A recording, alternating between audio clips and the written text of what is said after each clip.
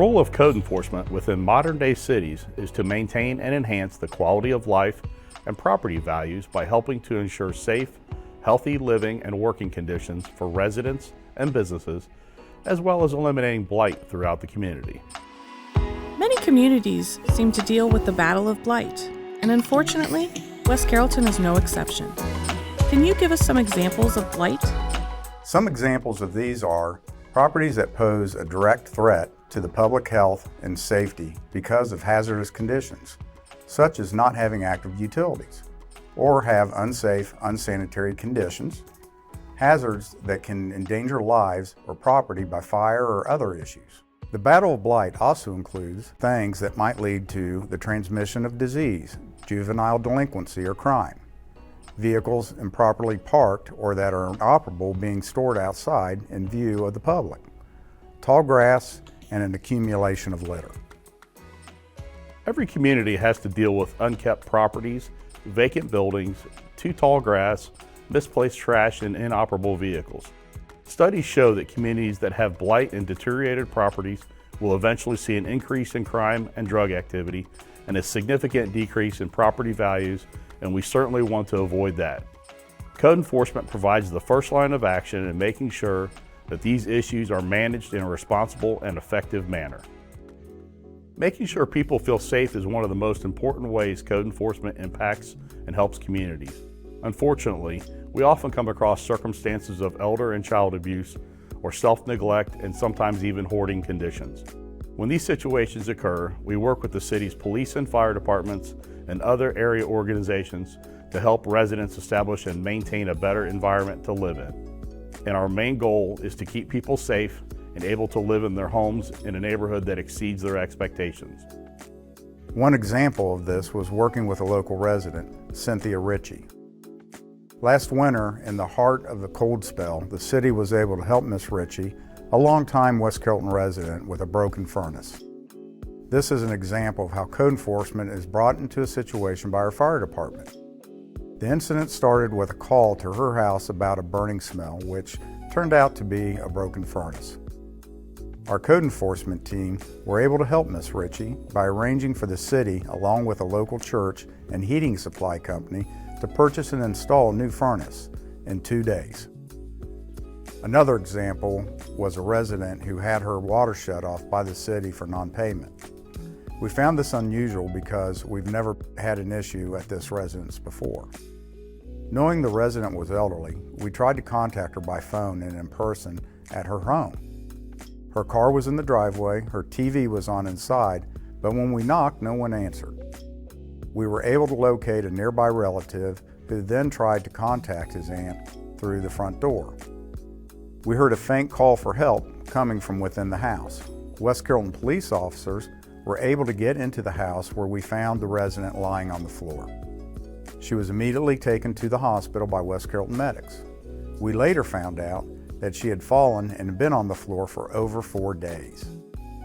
The great part of the story is that the city's code enforcement, water, police, and fire departments were able to find her and help her. She recovered and eventually returned home. Now let's talk about how the code enforcement process works. What constitutes a code violation? Code enforcement works to keep the city's buildings, homes, and property from becoming eyesores through enforcement of the Property Maintenance Code, zoning, sign, and public works codes.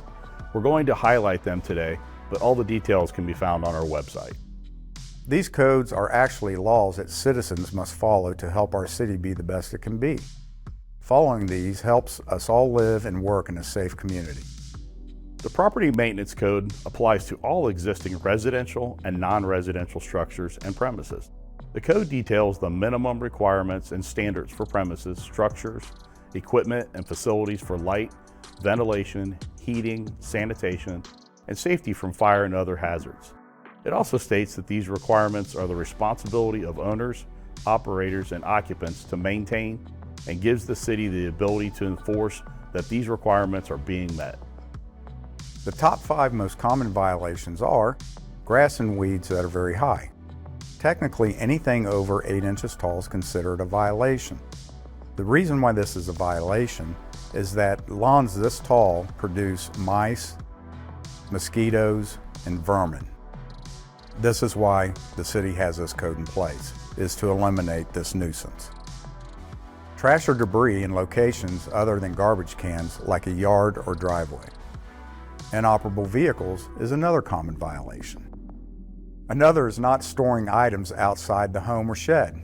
Examples of this include storing non-working washers and dryers on the driveway, or keeping a weight set on the front porch. Parking on unpaved areas of the residence.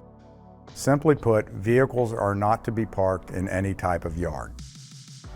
About half of the violations that end up being documented come from concerned citizens contacting us about an issue they've seen in the city. The other half come from a mix of calls that either the police or fire departments receive. Other calls received come from outside agencies such as the Humane Society or Child Protective Services. When a violation is found, what are the next steps? We document the violation by visually observing and then write a report and take a few photos. In most cases, we're able to address the situation informally. We request the violation be taken care of within a reasonable time frame. If the violation has been fixed, the case is closed, and we consider that a voluntary compliance. However, if it is not fixed in the time frame, we may have to issue a formal notice. A formal notice includes the type of violation, what is required to become compliant, and what the next step will be if the violation is not corrected. It also provides information on the appeal process.